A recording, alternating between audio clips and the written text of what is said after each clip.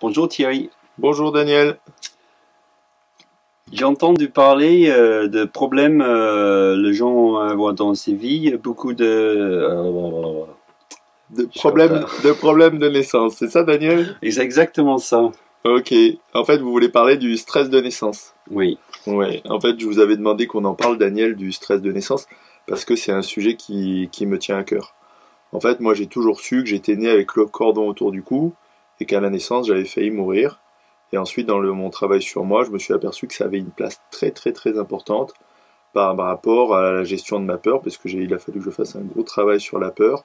J'étais phobique social, j'avais des problèmes de stress respiratoire, etc. Et donc j'ai mesuré à travers la thérapie et la désensibilisation par exposition par rapport à ce stress-là, que en fait, le stress de naissance, la peur de mourir à la naissance parce que on a eu le cordon autour du cou, parce qu'on a été bloqué, parce qu'il y a eu une césarienne d'urgence, parce qu'on a utilisé les forceps, et ben ça impacte vraiment la vie des gens. Maintenant que je fais ce travail de psychothérapeute depuis 10 ans maintenant, que j'accompagne en psychothérapie des gens, je m'aperçois en fait à quel point il y a souvent des problèmes de naissance.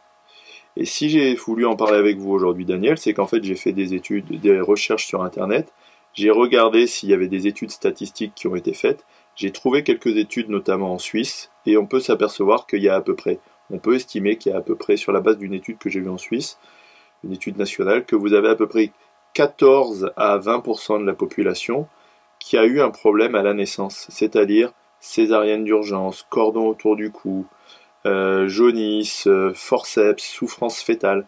Le problème dans tous les cas il est le même, hein, c'est que vous avez un stress respiratoire, un manque d'oxygène, vous avez une peur de mourir, et en fait vous avez un choc majeur au niveau du cerveau reptilien et de l'amygdale qui est la glande de la peur, et après il faut savoir que ça va déclencher pas mal de troubles, genre des crises d'angoisse à l'adolescence, des paniques, etc.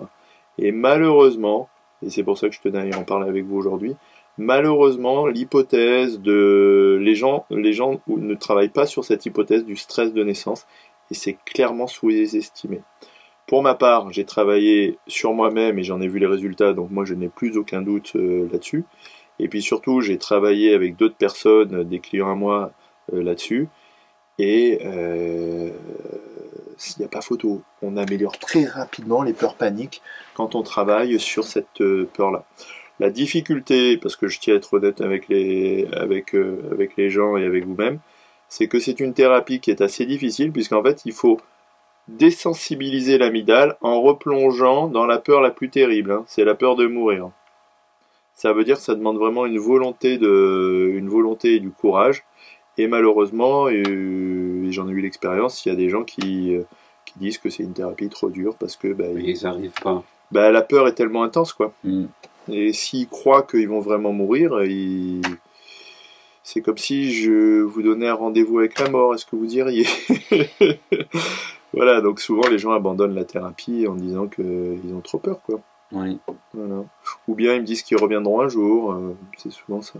Mais en tout cas, déjà, s'ils connaissent l'importance, ça c'est déjà quelque chose. Oui, et puis bon, il y a quand même pas, il y en a certains qui arrêtent parce que ça fait trop peur, et il y en a qui continuent et qui voient le fruit du travail, quoi. En tout cas, le plus important, parce que ça, vous pouvez le travailler, je pense, avec d'autres. Il y a plein de techniques. Le plus important, parce qu'il y a d'autres techniques pour travailler sur la peur que la désensibilisation par exposition. Il peut y avoir le MDR, etc. Mais il faut savoir que il y a vraiment cette peur du trauma de naissance, cette peur liée au stress de naissance, au stress respiratoire, elle impacte vraiment la vie des gens et je m'en aperçois quotidiennement. Voilà ce que je voulais vous dire aujourd'hui, Daniel. Merci Thierry. Je vous en prie.